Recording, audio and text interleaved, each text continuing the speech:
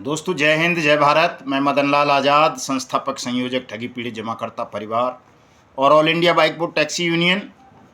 आज दिनांक 24 सितंबर 2023 को आपके समक्ष प्रस्तुत हूँ राजधानी दिल्ली से। आपको कुछ खास खबर, विशेष बात बताने के लिए पूरा वीडियो ध्यान से सुनेंगे। जिन साथियों ने हमारे YouTube चैनल युगांतर न्यूज़ को अभी तक सब्सक्राइब नहीं किया है वो इसे सब्सक्राइब कर लेंगे ताकि आपको घर बैठे अपडेट मिलती रहे और आप तनाव मुक्त होकर भुगतान के संघर्ष में सम्मिलित होकर अपना भुगतान प्राप्त कर सकें। दोस्तों मेरे इस वीडियो संदेश को ज़्यादा से ज़्यादा शेयर भी कर देंगे ताकि लोगों में जागरूकता बढ़े, आपकी एकता बने और आपका संघर्ष सरल हो। लाइक भी कर देना, कमेंट भी कर देना। दोस्तों तो जैसा कि आप सबको पता है कि हमने हजारों लाखों उन ठग कंपनीज और ठग क्रेडिट कोऑपरेटिव सोसाइटी के खिलाफ मोर्चा खोल रखा है, जिन्होंने देश के लगभग 42 करोड़ परिवारों की परिश्रम से प्राप्त पूंजी को योजना बनाकर किसी न किसी बहाने से ठग लिया है, हड़प लिया है। हमारा संघर्ष, हमारा आंदोलन, हमारा मिशन भुगतान भारत यात्रा कार्यक्रम केवल और केवल इसके लिए है दोस्तों कि किसी न किसी तरह से आप सबका डूबा हुआ पैसा आपको जल्दी से जल्दी प्राप्त हो और इसका एक मार्ग बना दोस्तों आपके धन की वापसी का, आपकी जमा राशि की वापसी का, संपूर्ण भुगतान का, आपकी जमा राशि के 2 से 3 गुना भुगतान का एक मार्ग स्वयं संसद ने प्रशस्त किया। अनियमित जमा योजनाएं पाबंदी कानून 2019 बनाकर इस कानून में आपको भुगतान की गारंटी का अधिकार देते हुए व्यवस्था की गई कि आप इस कानून के अंतर्गत नियुक्त सक्षम या सहायक सक्षम अधिकारी के यहाँ अपने ज़िले में, जिस ज़िले में आप रहते हैं उस ज़िले में अपने भुगतान का दावा प्रस्तुत करेंगे और आपके भुगतान के दावे को लेकर वो सहायक या सक्षम अधिकारी आपकी जमा राशि का 2 से 3 गुना आपको 180 दिन में अनिवार्य रूप से वापस करेगा। इस कानून की चूंकि देश में कहीं अनुपालना नहीं हो रही थी, अनुपालना तो बड़ी बात है, जिन लोगों को इस कानून के माध्यम से लाभ होना था, जो लाभार्थी थे, जिन जमाकर्ताओं की ठगी हुई रकम वापस होनी थी, उन्हें ही इस कानून के विषय में ज्ञान नहीं था। और जब कानून के विषय में ज्ञान नहीं था तो वो कानून पर भरोसा तो करते ही क्या। इसलिए हमने ये बीड़ा उठाया कि सबसे पहले हम पूरे देश में घूम घूम कर देश के 42 करोड़ ठगी पीड़ित जमाकर्ता परिवारों को इस कानून के विषय में बताएंगे, उनके भुगतान के अधिकार की गारंटी के विषय में जागरूक करेंगे। फिर शासन पर, प्रशासन पर उनके खिलाफ सत्याग्रह कर कर इस कानून के अंतर्गत भुगतान पटलों की स्थापना करवाएंगे और उन भुगतान पटलों के माध्यम से देश के तमाम ठगी पीड़ित जमाकर्ता परिवारों का भुगतान करवाएंगे। दोस्तों बहुत लंबा समय नहीं हुआ, केवल 1 साल में हमने पूरे देश को छान मारा, पूरे देश को जागरूक कर दिया, एकजुट कर दिया।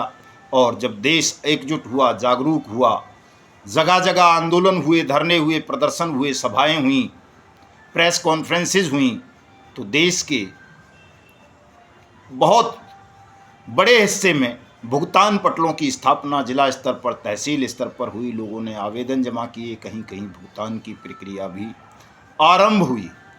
ये आंदोलन 42 करोड़ लोगों का आंदोलन था। 42 करोड़ लोगों की मेहनत से प्राप्त जमा पूंजी को वापस करवाने का आंदोलन था। चूँकि ये कानून थोड़ा कठिन है, इसमें न केवल आपके भुगतान की गारंटी दी गई है कि 2 से 3 गुना भुगतान आपका सरकार को करना पड़ेगा, बल्कि साथ साथ ये भी कहा गया है कि इस कानून के अंतर्गत दोषी पाए जाने पर न केवल ठग कंपनी और ठग क्रेडिट कोऑपरेटिव सोसाइटी के संचालकों को आजीवन कैद की व्यवस्था होगी, बल्कि उन दुष्टात्माओं को, शैतानों को, धन पशुओं को भी दंडित किया जाएगा जो इस तरह की पॉन्जी स्कीम्स का विज्ञापन करते हैं। सेलिब्रिटीज़ होने का नाजायज़ फ़ायदा उठाते हैं, हीरो हीरोइन, खिलाड़ी, नेता पेता, ये इस तरह के लोग जो पैसा लेकर विज्ञापन करते हैं, अखबार वाले, टीवी चैनल वाले, इनके खिलाफ भी इस कानून में प्रावधान किया गया। इस वजह से सरकार को लगा कि अगर इस कानून का इम्प्लीमेंटेशन करना पड़ा, जिस तरह से देश जाग रहा है, इस कानून के क्रियान्वयन को लेकर ये कानून अगर लागू करना पड़ गया, इसका क्रियान्वयन करना पड़ा, तो न केवल राज्यों की सरकार बल्कि केंद्र की मोदी सरकार की कैबिनेट मीटिंग भी जेल के अंदर हो जाएगी, चूँकि तमाम राजनेता ठग कंपनियों के संचालक हैं, ठग क्रेडिट कोऑपरेटिव सोसाइटीज़ के संचालक हैं, ठगों के चेले चपाटे हैं। तो निश्चित रूप से न केवल देश के तमाम क्रिकेटर्स, हीरो हीरोइंस, मॉडल्स बल्कि नेता भी ठगों के साथ साथ जेल की सलाखों के पीछे होंगे। इसलिए इस कानून के डर से सरकार ने इस कानून को बाईपास करने के लिए, इस कानून को कमज़ोर करने के लिए, देश के ठगी पीड़ित जमाकर्ता परिवारों की एकता को खंडित करने के लिए कई तरह के षड्यंत्र आपके खिलाफ रचने आरंभ किए, जिसमें सहारा CRC पोर्टल, ये जो पल्स से भी पोर्टल, साईं प्रसाद वाला मैटर, आदर्श क्रेडिट कोऑपरेटिव सोसाइटीज़ जैसी सोसाइटीज़ पर लिक्विडेटर अपॉइंट कर देना और तमाम तरह के षड्यंत्र चक्रव्यूह सरकार ने इस कानून को कमज़ोर करने के लिए, आपकी एकता को खंडित करने के लिए रचे। लेकिन दोस्तों, हमें भी चूंकि ईश्वर ने गारंटी दी थी कुछ चीज़ों की, इसलिए हमने इस काम में हाथ डाला, वरना हम पागल नहीं थे। हमें भी पता था कि हम ठगों से लड़ेंगे, शासन से लड़ेंगे, बेईमान सिस्टम से लड़ेंगे तो हमारा कुछ भी अहित कर सकते हैं, हमें हानि पहुंचा सकते हैं। लेकिन परमात्मा ने हमको एक गारंटी दी थी कि मदन लाल, तुम केवल निरंतर चलते रहना, लड़ते रहना, मैं तुम्हें अभेद्य बनाऊंगा, विजय दिलाऊंगा, और जो तुम कहोगे कि सबका भुगतान होना है तो सबका भुगतान कराऊंगा। शर्त केवल इतनी सी होगी कि तुम ईमानदारी के साथ इस संघर्ष पर आगे बढ़ते रहना, पीछे कदम मत हटाना, और अगर तुम निरंतर लड़े तो सारी व्यवस्थाएं मैं स्वयं करूंगा, स्वयं तुम्हारे साथ साथ चलूंगा, तुम्हें सुरक्षा प्रदान करूंगा, तुम्हारे वचनों को साकार करूंगा और देश के 42 करोड़ ठगी पीड़ित जमाकर्ता परिवारों का भुगतान करवाकर तुम्हारे स्वप्न को, जो तुमने देखा है कि हिंदुस्तान को ठगमुक्त बेईमान रहित राष्ट्र राज्य के रूप में स्थापित करना है, उसे संपूर्ण कराऊंगा। तो दोस्तों, जब परमात्मा से गारंटी मिल गई तो फिर किससे डरना था और क्यों रुकना था? सारी व्यवस्थाएं तो स्वयं उन अक्षय भंडारी, भुवन भास्कर, सूर्य नारायण ने कर दी थीं। इसलिए हम इस लंबे संघर्ष को लड़ सके और दक्षिण से लेकर उत्तर तक, पूर्व से लेकर पश्चिम तक, नक्सलवादियों से लेकर आतंकवादियों तक और जात्याभिमानियों से लेकर सांप्रदायिक शक्तियों से हमने लोहा लिया, पूरे देश को घूमा, पूरे देश को जगाया, देश को सही मायनों में एकजुट किया और अनियमित जमा योजनाएं पाबंदी कानून 2019 की अनुपालना सुनिश्चित करने की एक बुनियाद रखी। वो सरल और सहज मार्ग देश के 42 करोड़ ठगी पीड़ित जमाकर्ता परिवारों को दिया, जिसके माध्यम से उनकी मेहनत की डूब चुकी एक एक पाई उन्हें मैं ब्याज, मैं सूद, मैं जुर्माने, मैं हर्जे खर्चे के वापस मिलेगी।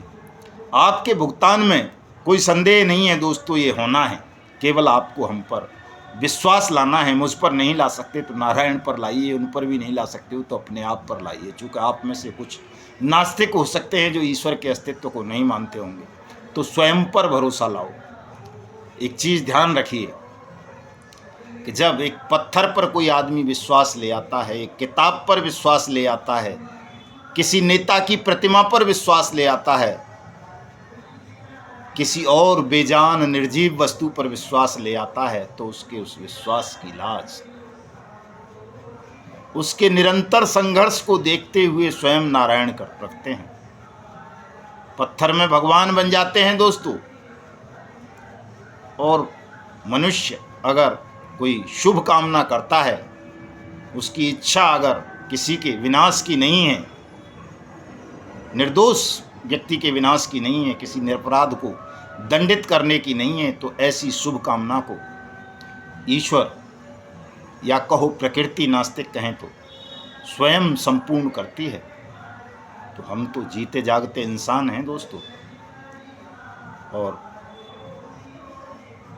अलग किस्म के भी हैं। थोड़ा सा कि डट गए तो डट गए, हटेंगे नहीं, या तो मर जाएंगे, प्राणों का बलिदान कर देंगे, या फिर अपने वचन को विजयी करेंगे। ऊपर से नारायण का आशीर्वाद, उनका सुरक्षा कवच प्राप्त है, तो फिर मैं आपको भी ये गारंटी दे सकता हूँ, जिस तरह से मुझे ईश्वर ने गारंटी दी है कि आपका भुगतान भी निश्चित रूप से होगा, बशर्ते आप मुझ पर भरोसा करेंगे, मेरे बताए हुए मार्ग पर चलेंगे, तो निश्चित रूप से आपका जो परिश्रम से प्राप्त पूंजी थी, धन था, जो किसी न किसी ठग कंपनी या ठग क्रेडिट कोऑपरेटिव सोसाइटी में फंस गया है, वो आपकी जमा राशि निश्चित रूप से आपको वापस मिल जाएगी। इसमें किसी को कोई संदेह नहीं करना चाहिए। दोस्तों, मैं आपसे कुछ अपीलें करना चाहूँगा, क्योंकि वो आपके भुगतान के मार्ग में कहीं ना कहीं बाधाएं बन रही हैं, तो उन बाधाओं को आपको हटाना पड़ेगा और ये जनसाधारण को करना पड़ेगा। दोस्तों,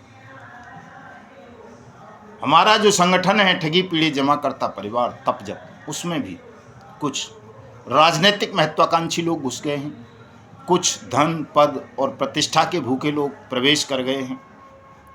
तो ऐसे लोग किसी भी पवित्र आंदोलन में, किसी भी पावन संगठन में घुस जाएंगे, जिनकी कोई राजनीतिक महत्वाकांक्षा हो, जिन्हें किसी पद, धन और प्रतिष्ठा की भूख हो, वो लोग निश्चित रूप से पवित्र आंदोलन को भी दूषित कर देते हैं और ऐसे आंदोलन फिर दूषित होकर खराब हो जाते हैं। हमारे कुछ संगठन के पदाधिकारी, मैं हमेशा कहता रहा कि ये पद केवल सेवा के लिए है, कोई ऊंच नीच वाली बात नहीं है कि कोई ब्लॉक अध्यक्ष है तो वो नीचा हो गया और कोई प्रदेश अध्यक्ष है तो ऊंचा हो गया, ऐसा कुछ नहीं है। ये केवल सेवा कार्य के लिए है और आपको सेवा करनी है। कार्य का वितरण किया गया है पद दे दे करके, ऐसा नहीं है कि आप किसी से श्रेष्ठ हो गए या कोई आपसे निम्नतर हो गया, नीचा हो गया, ऐसा नहीं है। हम सब एक हैं। आज जो हमारा कोई साधारण साथी है, कार्यकर्ता है, ब्लॉक स्तर का या गांव स्तर का, कल वो हमारा राष्ट्रीय अध्यक्ष हो सकता है, प्रदेश अध्यक्ष हो सकता है, महामंत्री हो सकता है, संयोजक हो सकता है, कुछ भी हो सकता है। इसलिए किसी को कमतर या निम्नतर नहीं आंकना है और सबको साथ लेकर समावेशी सिस्टम के साथ, प्रेम के साथ इस आंदोलन को आगे बढ़ाना है। चूंकि ये हमारा मिशन भुगतान है, कोई पद प्रतिष्ठा धन प्राप्ति का नहीं है। ये उन लोगों के भुगतान की लड़ाई है जिनकी मेहनत का पैसा कहीं डूबा है। इसमें हमारा कुछ भी नहीं है, ना हमें इसमें किसी पद की आकांक्षा रखनी है, न पैसे की आकांक्षा रखनी है, न प्रतिष्ठा की आकांक्षा रखनी है। हमें केवल लड़ते रहना है और जब हम ईमानदारी के साथ लड़ेंगे, तमाम लोगों का भुगतान करवा देंगे, तो निश्चित रूप से हमें पद भी मिल जाएगा, वैभव मिल जाएगा, धन भी मिल जाएगा, प्रतिष्ठा तो मिल ही जानी है। प्रतिष्ठा में क्या है? प्रतिष्ठा तो आप देख रहे हैं, मेरे जैसा मामूली इंसान जो ढंग के कपड़े भी नहीं पहनता, ढंग से बोल नहीं पाता और काम ढंग से नहीं कर पाता बढ़िया बढ़िया लोगों की तरह, उस आदमी को भी आपके प्रेम ने, मेरे समर्पण की भावना ने, उस परम पिता के आशीर्वाद ने आज उन जगहों पर भी स्थापित कर दिया है जो लोग मेरी भाषा नहीं समझते, मैं जिनकी भाषा नहीं समझता, लेकिन जब वहाँ जाता हूँ सुदूर दक्षिण में या कहीं और राज्यों में, तो वहाँ भी लोग कितना प्रेम देते हैं, कितना सम्मान देते हैं। जैसे मान लो कोई भगवान आ गए हों, कोई मसीहा आ गए हों, इस तरह से लोगों में होड़ लग जाती है मुझे छूने की। तो जब मेरे जैसे व्यक्ति को, जो नातुक्ष था, मामूली था, जिसकी कोई सामर्थ्य नहीं थी कि वो ठगों से लड़ सके, बेईमान सिस्टम से लड़ सके, उस व्यक्ति को अगर आपके प्रेम ने, ईश्वर की कृपा ने इतना सशक्त, इतना मजबूत बना दिया है, तो दोस्तों आप समझ सकते हो कि वो नारायण क्या नहीं कर सकते। आपका भुगतान तो मैं समझता हूँ बहुत मामूली सा काम है। दोस्तों, अब आपका भुगतान तो होना ही है। आप देख रहे हो, अभी उत्तराखंड की खबर पढ़ी होगी आपने 2-4-6 दिन पहले की। वहाँ बट्स एक्ट 2019 के अंतर्गत चालान फाइल आरंभ होने शुरू हो गए हैं।